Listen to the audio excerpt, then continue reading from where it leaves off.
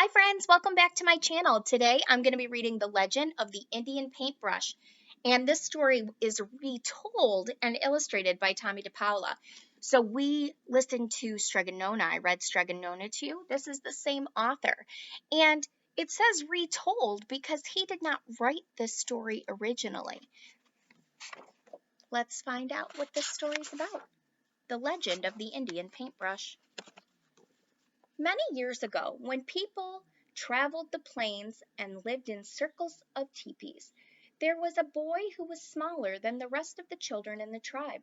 No matter how hard he tried, he couldn't keep up with the other boys, who were always riding, running, shooting their bows, and wrestling to prove their strength. Sometimes his mother and father worried for him.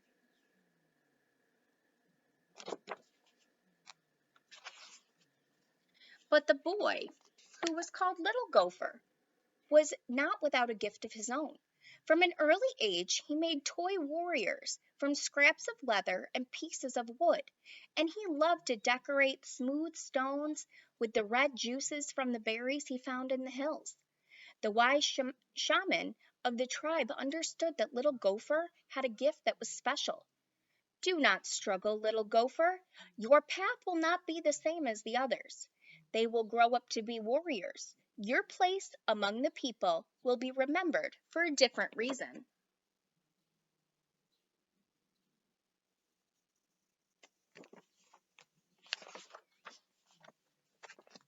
And in a few years, when Little Gopher was older, he went out to the hills alone to think about becoming a man, for this was the custom of the tribe, and it was there that he had a dream vision come to him.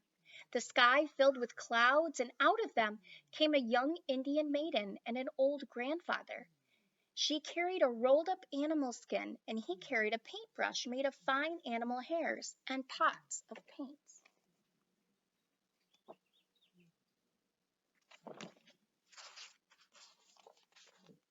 The grandfather spoke.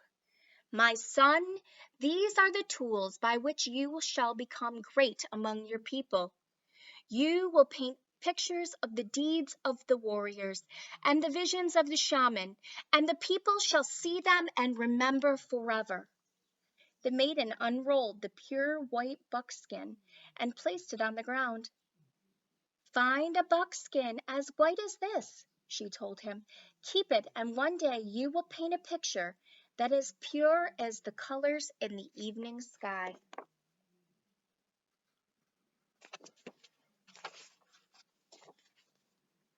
As she finished speaking, the clouds cleared and a sunset of great beauty filled the sky. Little Gopher looked at the white buckskin. On it he saw colors as bright and beautiful as those being made by the setting sun.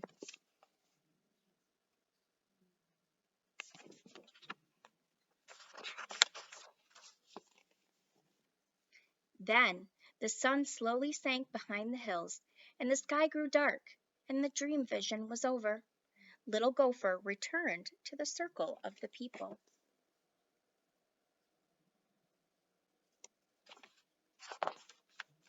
The next day he began to make soft brushes from the hairs of different animals, and stiff brushes from the hair of horsetails.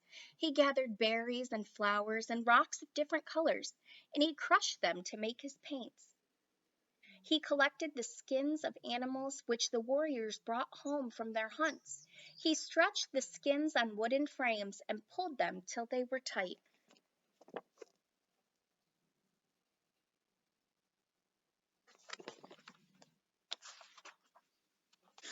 And he began to paint pictures of great hunts,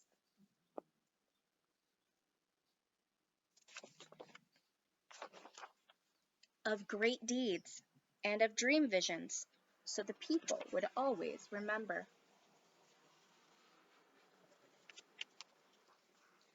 But even as he painted, Little Gopher sometimes longed to put aside his brushes and ride out with the warriors. But always he remembered his dream vision, and he did not go with them.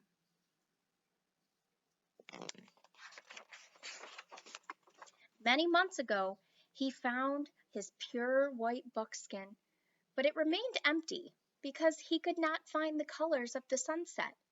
He used the brightest flowers and the reddest berries and the deepest purples from the rocks, and still his paintings never satisfy him. They all looked dull and dark.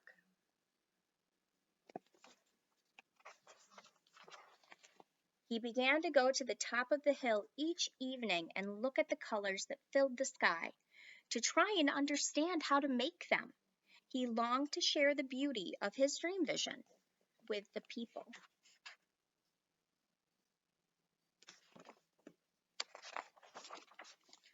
But he never gave up trying, and every morning when he awoke, he took out his brushes and his pots of paints and created the stories of the people with the tools that he had.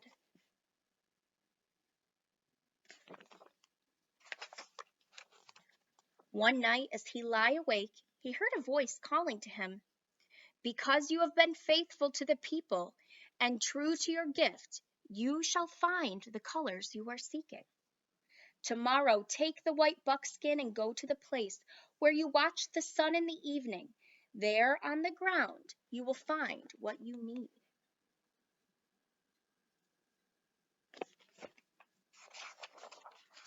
The next evening, as the sun began to go down, little Gopher put aside his brushes. He went to the top of the hill as the colors of the sunset spread across the sky. And there, on the ground all around him, were brushes filled with paint, each one a color of the sunset.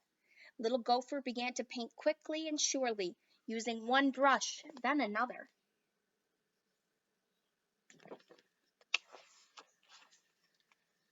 And as the colors in the sky began to fade, little Gopher gazed at the white buckskin, and he was happy.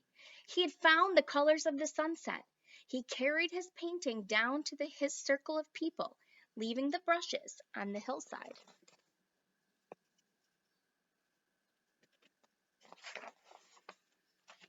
The next day, when the people awoke, the hill was ablaze with color, for the brushes had taken root in the earth and multiplied into plants of brilliant reds and oranges and yellows.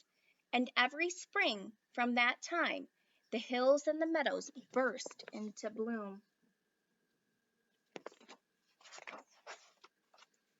And every spring, the people danced and sang the praises of little Gopher, who had painted for the people. And the people no longer called him Little Gopher, but he who brought the sunset to the earth.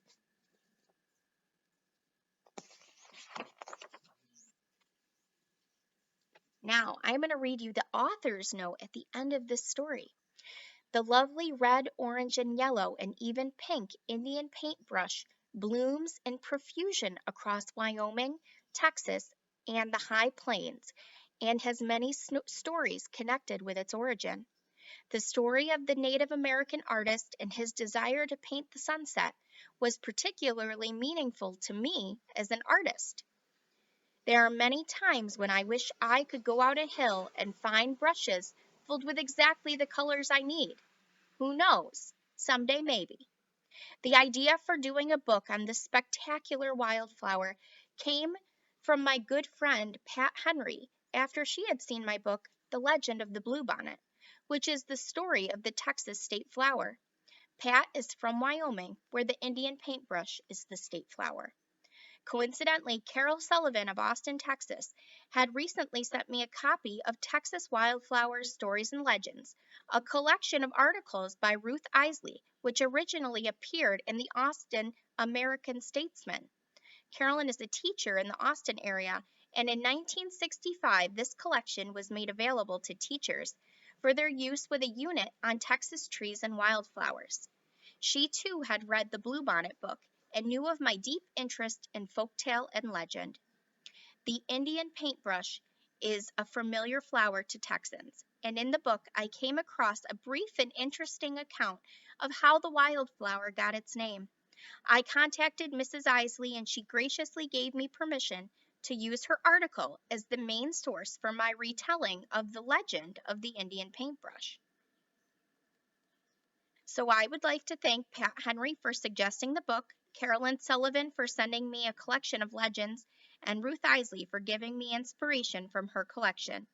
I would also like to thank and acknowledge Lady Bird Johnson, the former First Lady, whose untiring efforts have not only made her home state of Texas a symphony of colors with its wildflowers, but have also encouraged other states throughout the country in preserving and growing of native wildflowers to beautify their country. By Tommy DePaula. So that's how he got the idea for this story. So this is a legend. So this is a story that's been passed on and on and on down generations. And Tommy DePaula decided that he was going to write it and illustrate it. So this is a really interesting story. Think about the flowers that you see around your home and think about what stories you would be able to write about how they came to creation. Have a great day, and remember, be kind.